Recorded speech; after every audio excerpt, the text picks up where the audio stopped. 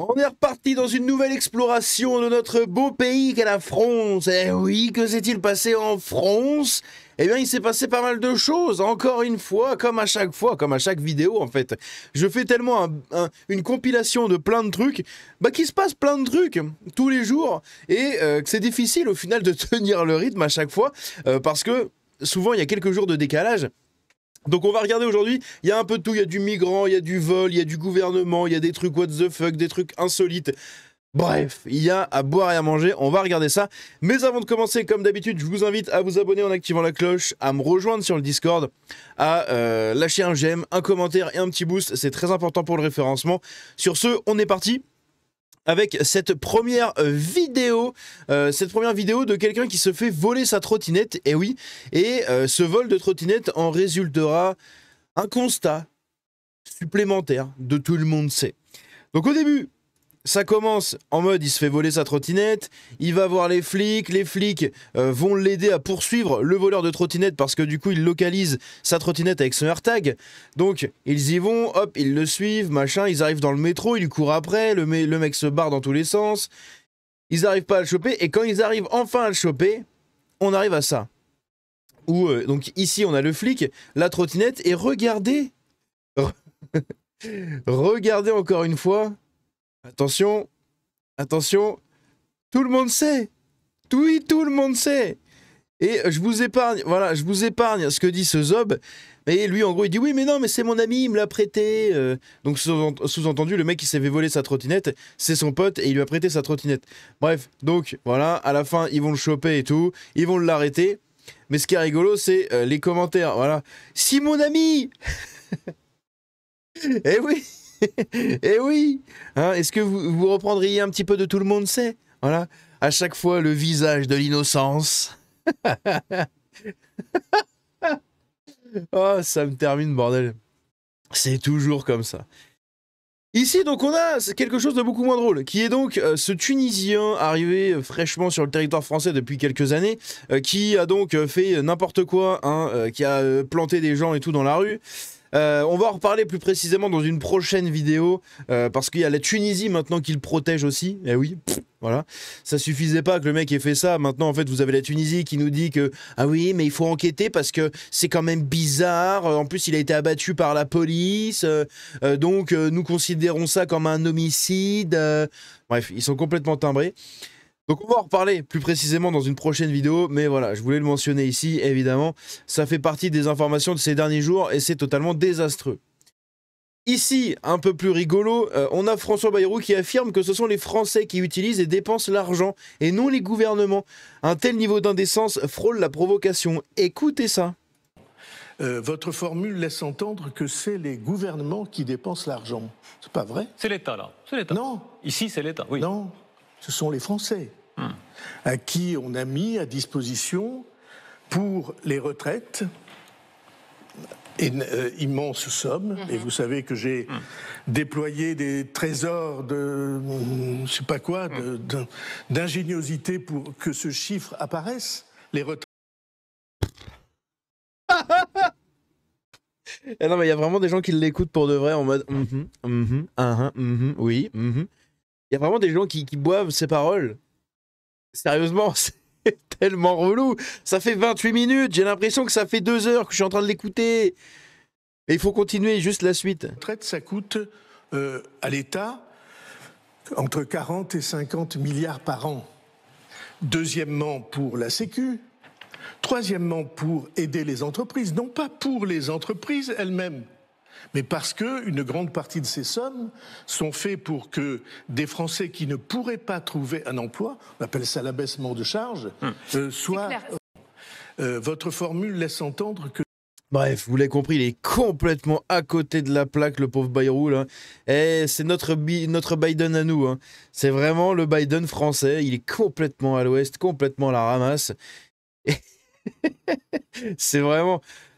T'as l'impression de voir un enfant s'exprimer, quoi. C'est incroyable. Bref, ici, regardez ça. On a la ville de Tours qui nous a préparé une belle vidéo pour la rentrée des classes. Donc, c'est le compte Insta, hein, de la ville de Tours.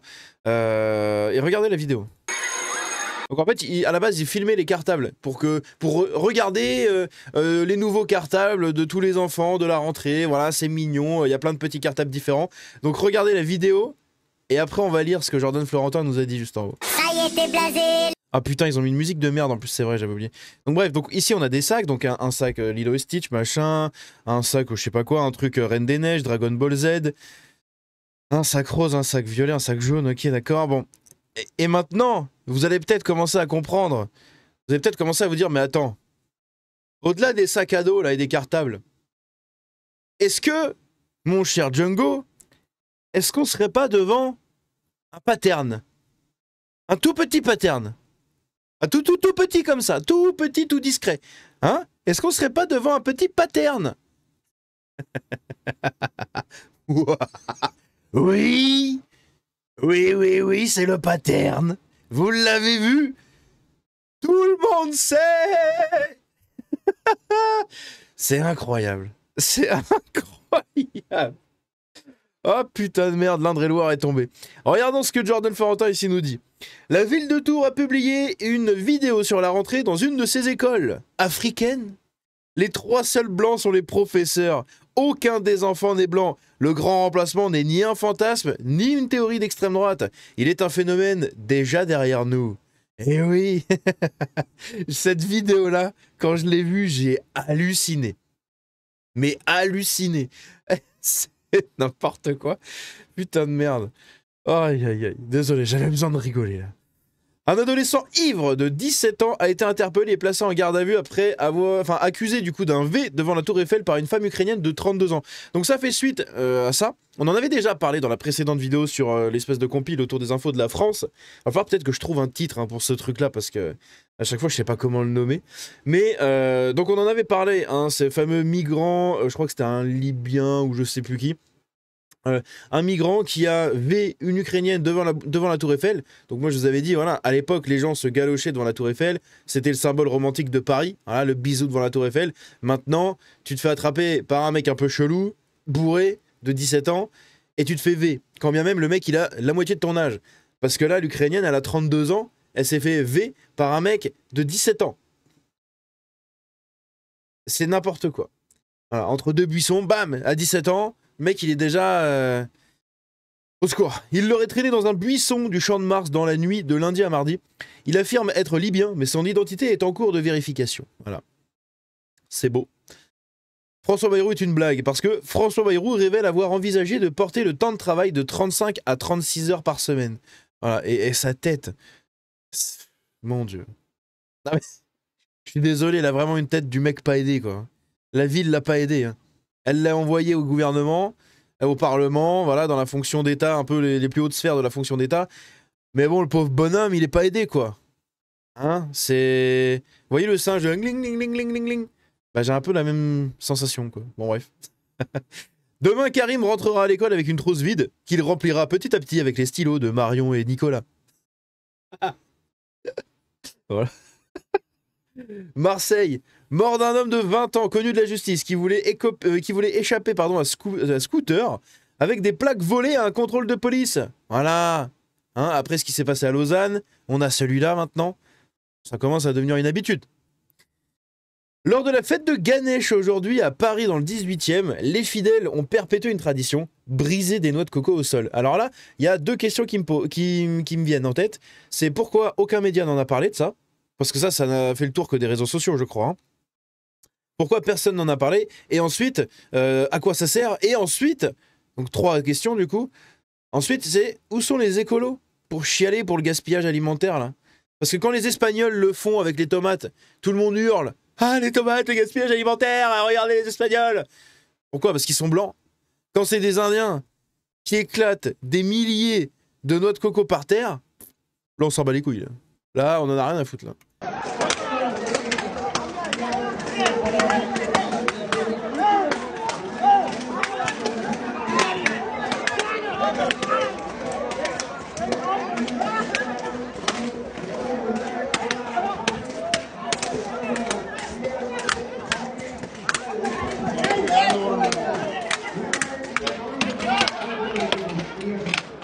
J'ai du mal à croire, en vrai, à quoi ça sert, mais bon... à savoir.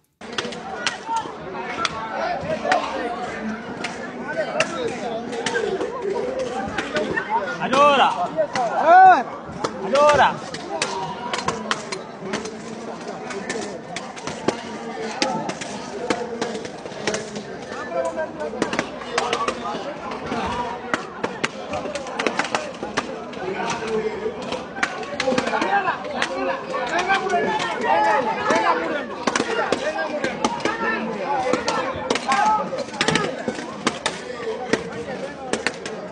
Ah, je vous l'ai laissé jusqu'au bout. Hein. Eh, vous choisissez quoi, ça ou Bayrou hein. C'est comme vous voulez. Hein. Ah, c'était chiant. Hein. Bah oui, je sais. Imaginez les gens qui habitent dans le coin.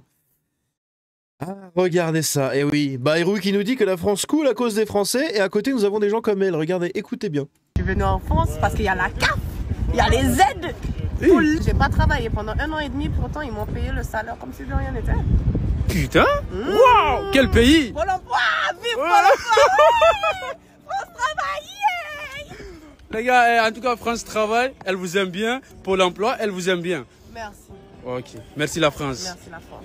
Voilà, avec les IA. USA! Ok, avec la CAF, tout ça! Avec la CAF, elle gagne bien. T'as vu ça? Ah oui. La CAF, et France travaille, je pense que c'est mes bébés. Sans eux. Non, ne pleure pas, ne pleure pas, s'il te plaît. Non, ne pleure pas. C'est... Et on en a accueilli des millions. Un nouveau corps a été repêché dans la Seine, non loin des 4 autres découverts le 13 août dernier. Rappelez-vous de ça. On en avait parlé, je crois que c'est un migrant tunisien, je crois, qui aurait tué en tout cas 4 personnes, qu'il aurait ensuite jeté dans la Seine. Et bien là, ils viennent de repêcher un 5e corps. Il s'agit d'un homme de type européen retrouvé en état de décomposition avancée, comme les 4 précédentes victimes. Le principal suspect des derniers meurtres est Monji H, un SDF tunisien. Voilà, c'est un SDF tunisien. Une autopsie devra déterminer si ce tueur en série présumé a fait une victime supplémentaire. Et on en a accueilli des millions. Et en ce 13 août, bilan des plus gros flops du cinéma français de l'été. Alors ça, c'est beau, parce que, vous allez voir, on a des pépites. Eh oui, le plus grand flop, c'est Le Grand Déplacement.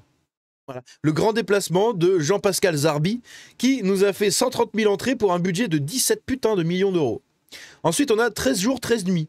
465 000 entrées, 27 millions d'euros. Pour un film français, c'est énorme. Hein. Les Orphelins, 76 000 entrées. Voilà, magnifique. Il est encore en cours pour un budget de 18 millions d'euros. Certains l'aiment chauve. Voilà, avec Kev Adams. Hein, bon, Kev Adams qui, je ne savais même pas qu'il était encore en tête d'affiche des films et tout. 210 000 entrées, 10 millions d'euros. On a Marius, 182 000 entrées pour 4 millions d'euros. Voilà, avec Sopram Bam Bam. Ensuite, on a Alpha, 54 000 entrées, qui est encore en cours pour un budget de 12 millions d'euros. On a Bad H, 53 000 entrées pour 9 millions d'euros. 50 000 entrées, 9 millions d'euros. Hein, bien, magnifique. Sur la route de papa, 130 000 entrées, 5,4 millions d'euros. Donc c'est le fameux film, j'en avais parlé, hein, avec Kad Merad, où le pape, je sais plus quoi, il est exilé en Afrique du Sud, où il y a un truc, là, je sais plus ce que c'est, où il se fait enlever par un cartel de Colombiens, ou bref. Donc c'est un film un peu de merde, hein. 130 000 entrées, voilà. Comme des riches, 92 000 entrées, 3,2 millions d'euros. Et bien voilà. Moi, j'ai été au cinéma 2 fois, je crois. Non, une fois ou 2 fois cet été. Je sais plus. Et les fois où j'y étais, c'était pour les dessins animés, pour y aller avec ma fille, avec ma grande, aller au cinéma. Voilà, c'est tout. Il n'y a aucun putain de film qui est sorti cet été où je me suis dit, ah, ça, il faut que j'aille le voir au cinéma. Non, c'est ça qui est ouf. En tout cas, dans les films français, il n'y a absolument rien. C'est un désastre. Donc, et une mention particulière, évidemment, pour Papa Mobile. Plus ou moins 1000... Ah non, c'est ça. Ah oui, sur la route à papa, c'est pas le même. C'en est un autre. Ah oui, non, Papa Mobile, c'est ça. Plus ou moins 1000 entrées. Oh le film de Kad Merad, plus ou moins 1000 entrées. Amen. Ah, c'est beau. Ah, on en est loin des millions d'entrées pour les grands films et tout dans le temps. Hein. L'éducation à la sexualité à l'école est une nécessité absolue dès la maternelle. Aurore Berger et Elisabeth Bornstein veulent initier nos enfants à la débauche dès le plus jeune âge. Et oui, bon, l'extrait ici ne marche plus, mais en gros, ce qu'elle dit, c'est qu'ils veulent montrer les programmes de sexualité, donc le EVARS, ils veulent montrer aux enfants ce que c'est le consentement, ce que sont les parties du corps, qui a le droit de toucher, qui n'a pas le droit de toucher, etc., etc.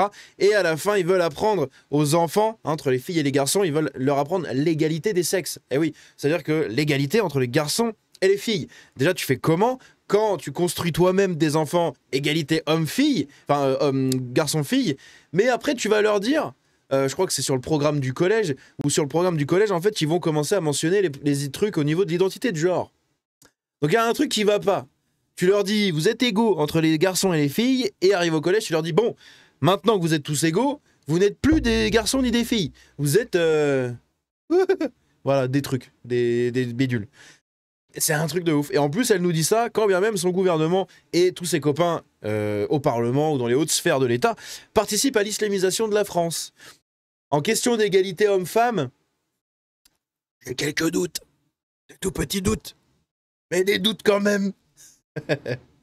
Et ici, le chauffard de 19 ans qui avait fauché 4 personnes à Grenoble le soir de la Ligue des Champions du PSG. On en avait parlé à l'époque, ça commence à remonter un peu. Rappelez-vous, quand le PSG avait gagné, il s'était passé des trucs. Eh bien, à Grenoble, il y avait un mec qui, pour échapper, je crois, aux flics ou pour échapper à la foule ou un truc comme ça, avait foncé dans le tas. En fonçant dans le tas, il avait écrasé une famille. 4 personnes. Eh bien, il a été condamné à 12 mois de prison. Oui, mais avec sursis. Vous avez bien entendu. Le mec, il a écrasé 4 personnes. Je crois que les 4 sont mortes. Hein. Il a écrasé les 4 personnes. Il a 12 mois de prison avec sursis. Le mec, il ressort libre. Libre. Oui, messieurs, dames. C'est ça, la justice. Sans déconner, j'ai honte. Des fois, j'ai honte.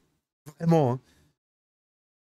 Un camarade vendéen m'envoie cette photo d'une espèce de Somalien qui pullule à La Roche-sur-Yon, complètement bourré en pleine nuit et qui hurle sur les gens qui passent dans ce parc familial. Quel enrichissement. Regardez ça.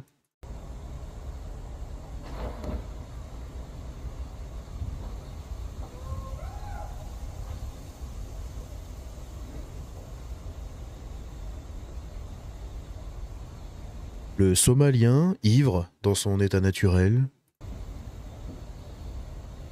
cherche à uriner à l'abri des passants, tout en protégeant son petit oiseau. Arrive-t-il à trouver son petit oiseau? A-t-il perdu son petit oiseau? Ah. Monsieur se soulage. Putain. Bon, ça va, oui, tu vas pisser pendant 3 heures, enfoiré, là. Ah, voilà. Ah, non. Oula. Opération remontage de pantalon. Bon, quoique, de toute façon, hein. Est-ce que ça sert à quelque chose de remonter son pantalon? Je sais pas, ça a l'air rigolo. Il est complètement déchiré. Petit oiseau. Ouh. Il a retrouvé le petit oiseau, mais il est dans ses mains maintenant.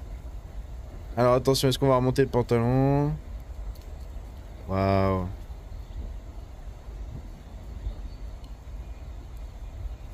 Mention spéciale à notre journaliste et photographe en reportage dans l'habitat naturel des Cassos.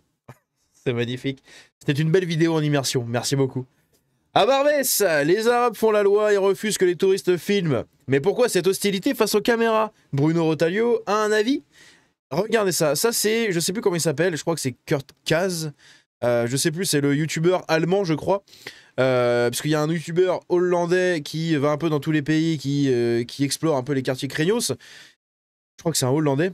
Et lui, c'est un allemand, je crois. Et il débarque à Barbès. Regardez sa réaction. Dude, this is sketch as fuck, man. Sorry? Oh. I'm not going to stop though. No, but no. Oh, he's telling me to stop filming. So, immediately told to stop filming. Why? Because they're selling drugs and cigarettes illegally. Yeah.